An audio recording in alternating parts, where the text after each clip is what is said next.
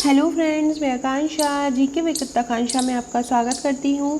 Friends, आज हम polity का प्रश्न पढ़ने वाले हैं। क्वेश्चन है समान नागरिक संहिता की वर्तमान संदर्भ में प्रासंगिकता बताओ। मोस्ट इंपॉर्टेंट क्वेश्चन है बिकॉज ये करंट से अपडेटेड है, तो करंट से रिलेटेड कोई भी क्वेश्चन हमारे यहाँ बहुत इंपॉर्टेंट बन जाता है। हमारी मुख्य परीक्षा में हम लास्ट 2-3 साल से देख रहे हैं कि कोई भी पुराना प्रश्न जो होता है बहुत इंपॉर्टेंट बन जाता है। पेपर सेकंड का ये राजनीति का हमारा जो पार्ट 1 है उसका ये विषय है, बहुत इंपॉर्टेंट है। आप इसको ज़रूर कीजिएगा। अगर आपने मेरे नोट्स लिया है तो आपको नोट्स से मिल गया होगा।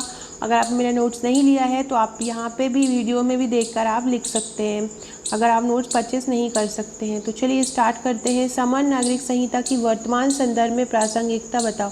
फ्रेंड्स, पहली बार है तो चैनल को सब्सक्राइब जरूर कीजिएगा, और अगर आपको वीडियो अच्छा लगता है तो प्लीज़ लाइक कीजिएगा एंड शेयर कीजिएगा। और फ्रेंड्स, ये मेरे पॉलिटी का जो नोट्स है, इसकी पॉलिटी की प्राइस 490 रुपीज़ है। आप 490 रुपीज़ में इसको परचेस कर सकते हैं। इसमें लगभग 500 पेजेस हैं। आपको 2 फाइल मिलेगा। अगर आप इसकी हार्ड कॉपी मंगाना चाहते हैं तो हार्ड कॉपी आपको इसकी 750 रुपये में मिलेगी, जो आपके घर तक, आप भारत में कहीं भी रहते हो तो आपके घर तक पहुँच जाएगी। तो चलिए स्टार्ट करते हैं। जिससे मैं ये पढ़ा रही हूँ यही मेरे नोट्स हैं। अगस्त 2018 में विधि आयोग ने एक परामर्श पत्र जारी करते हुए वर्तमान संदर्भ में समान संग्रहता, जो अभी 2018 था, लास्ट 2018 में विधि आयोग ने ये वो परामर्श दिया कि वर्तमान समय में समान नागरिक संहिता हमें ना तो आवश्यक है और ना ही वांछनीय है। समान नागरिक संहिता का तात्पर्य क्या होता है हम वो देख लेते हैं। समान नागरिक संहिता का तात्पर्य होता है कि अनिवार्य रूप से व्यक्तिगत कानूनों को एकीकृत कर भारत के सभी नागरिकों के लिए धर्मनिरपेक्ष कानूनों का एक सेट तैयार करना। संहिता मतलब होता है संग्रह किसी का भी, है ना। तो संहिता मतलब समूह। तो समान नागरिक संहिता का तात्पर्य अनिवार्य रूप से व्यक्तिगत कानून को एकीकृत कर भारत के सभी नागरिकों के लिए धर्मनिरपेक्ष धर्मनिरपेक्ष कानूनों का एक सेट तैयार करना। मतलब एक ऐसी संहिता बनाना, एक ऐसा संग्रह बनाना जहाँ पे भारत के सभी नागरिकों के जितने भी धर्मनिरपेक्ष कानून हैं उनका एक सेट तैयार हो। संविधान के अनुच्छेद 44 में समान नागरिक संहिता की स्थापना की बात की। संविधान का कौन सा अनुच्छेद समान नागरिक संहिता की बात करता है? अनुच्छेद 44। अब हम पढ़ते हैं विश्लेषण क्या है, क्या फ़ायदा रहेंगे इसके हमको। तो समान नागरिक संहिता के माध्यम से लैंगिक भेदभाव को रोका जा सकता है। समान नागरिक संहिता के माध्यम से क्या कर सकते हैं? लैंगिक भेदभाव को रोक सकते हैं। दूसरा क्या है?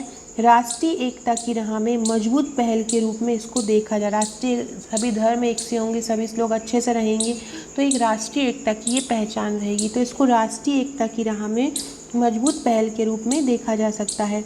विविधता भारतीय संस्कृति व लोकतंत्र की मजबूती का आधार स्तंभ है। जो विविधता है वो भारतीय संस्कृति व लोकतंत्र की मजबूती का आधार स्तंभ है। यह नागरिकों के व्यक्तिगत मामलों में राज्य के हस्तक्षेप को बढ़ाने जैसा होगा। धार्मिक स्वतंत्रता के अधिकार अनुच्छेद 25 को सीमित करने का भी तर्क प्रस्तुत किया जाता है। इसमें विधि आयोग ने भी कुछ सिफारिशें दी हैं। कौन कौन सी हैं? विधि आयोग ने विवाह हेतु लड़के की 21, लड़की के लिए न्यूनतम उम्र सीमा को परिवर्तित करने की सिफारिश की है। ये रूढ़िवादी व्यवस्था को प्रश्रय देता है कि पति की अपेक्षा पत्नी की आयु कम होनी चाहिए। ये इसके बारे में अलग अलग तर्क दिए जाते हैं। आयोग ने हिंदू विवाह अधिनियम 1978 में प्रस्तुत अपनी 71वीं रिपोर्ट ही दोहराई है। आयोग ने एक परिस्थिति को संदर्भित करते हुए कहा है कि भावुकता और अन्य प्रकार के लगाव जो विवाह के सार है का लोप हो जाना ही तलाक है। इन्होंने इसमें तलाक की परिभाषा दी। अब आगे की राह क्या है इसमें? तो लैंगिक भेदभाव जैसी समस्या का समाधान किया जाना अति महत्वपूर्ण है। विभिन्न समुदायों को अपने व्यक्तिगत कानून में सुधार के माध्यम से इसे दूर करना चाहिए। भिन्नता ना तो सदैव भेदभाव को दर्शाती है और ना ही समानता को। यह हमेशा एकता को प्रदर्शित करती है। विभिन्नता हमेशा एकता को ही बताती है। इस तरह धार्मिक और क्षेत्रीय विविधता को मान्यता देते हुए विभिन्न धर्मों के भीतर मौजूद रूढ़िवादी और भेदभावपूर्ण प्रथाओं को पहचानने की आवश्यकता है। जहाँ पे भी धार्मिक क्षेत्र में क्षेत्रीय विविधता की जहाँ पर भी इस प्रकार के तत्व मौजूद हैं जो रूढ़िवादी और भेदभावपूर्ण प्रथाओं को जन्म देते हैं, उनको पहचानने की हमको आवश्यकता है। तो इस प्रकार से हम ये समान नागरिक संहिता क्या है, वर्तमान संदर्भ में हम प्रासंगिकता लिख रहे हैं। तो वर्तमान स्थिति हमने पूरी पहले डेफिनेशन लिखी, और उसकी वर्तमान संदर्भ में क्या स्थिति है हमने वो लिखी। सो फ्रेंड्स ये था मेरा आज का क्वेश्चन। और फ्रेंड्स ये मेरा निबंध का है, ये निबंध का 350 फीस थी इसकी, लेकिन अब 400 हो गई है।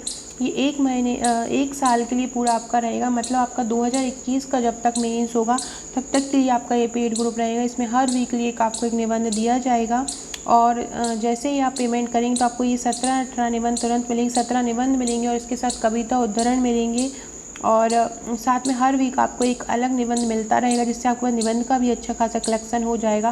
फ्रेंड्स ये मेरे व्हाट्सअप ग्रुप हैं, आप देख सकते हैं, अलग अलग सब्जेक्ट के अलग अलग व्हाट्सअप ग्रुप हैं।